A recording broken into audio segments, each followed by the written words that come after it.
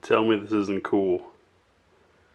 MP40 in 9mm, German build, brought to us by American Tactical. Coming up next on GB Guns.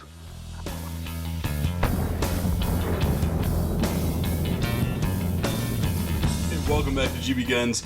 This is a piece I have been waiting for since I first saw it at SHOT 2016, kind of as a teaser, and now here we are over a year later, finally have one in my hands.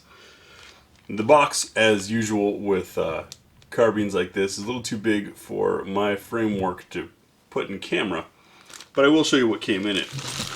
Right on top, nice and bright, full color on both sides, and writing the same thing, so no matter how this ends up in your box, you can't miss this, is a warning not to grab it by the magazine, but hold it underneath or by the magazine well.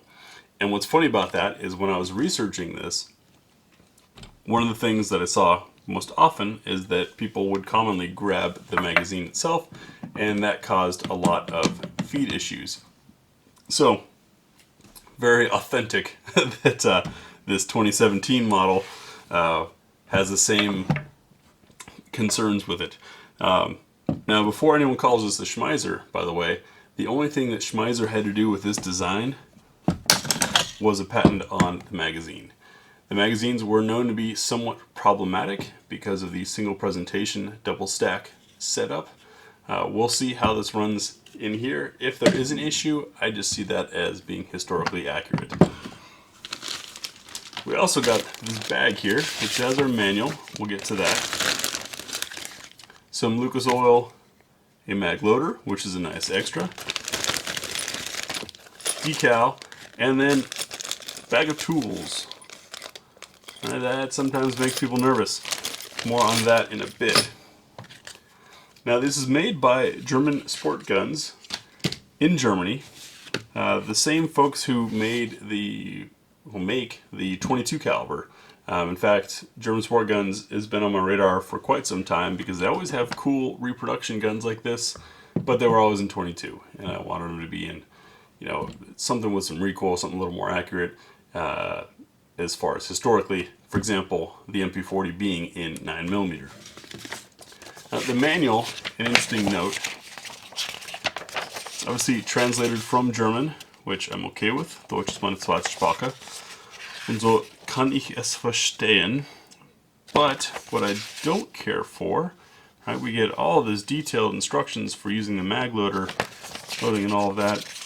The one thing that I was least confident in knowing how to do with this guy is disassembly, which has 0 pictures. In fact, it starts off by telling you to ask someone else to demonstrate it for you. I don't have that. I assume that that's going to be me for you guys. If you want to learn more about this gun, I might end up doing a separate video on that because it seems like it might be a little more complicated than I'm accustomed to. And rather than make you watch me struggle on camera, I'll figure it out on my own and then do a separate video if that's what you guys request. So, on to the gun. Very, very cool.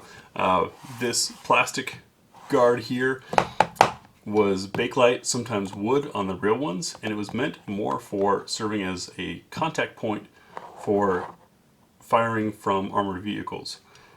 Knob down here, an interesting thing, you see that bi-directional arrow, that's your safety. Safe, fire.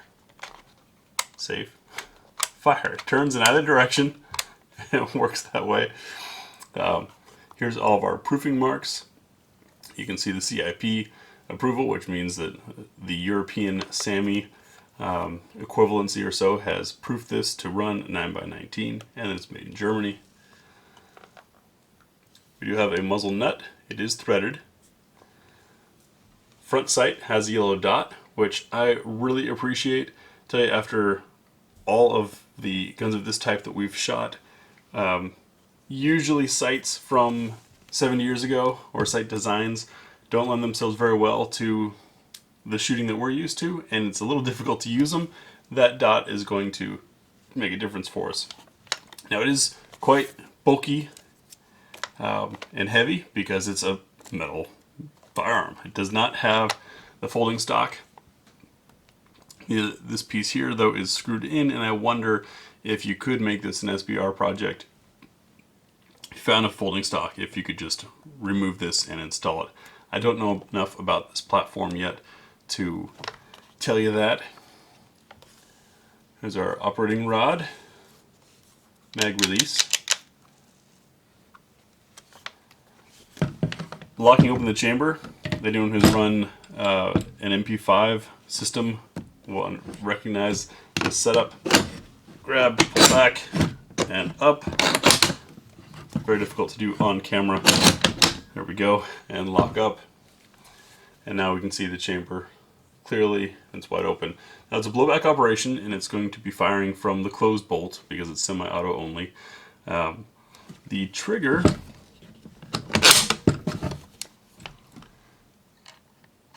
that's all take up, and then brake's not bad. Reset.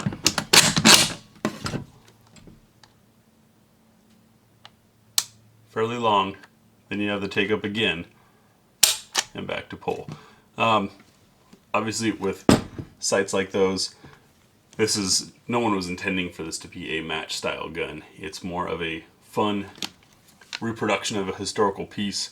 I'm really excited to have it. Sling point on here. If we've got something short enough, it might be nice to make a good single point sling to push against, as you do with pistols like these.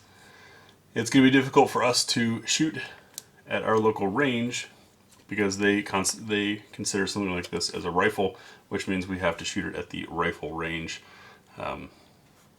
So we'll see what we can do with that.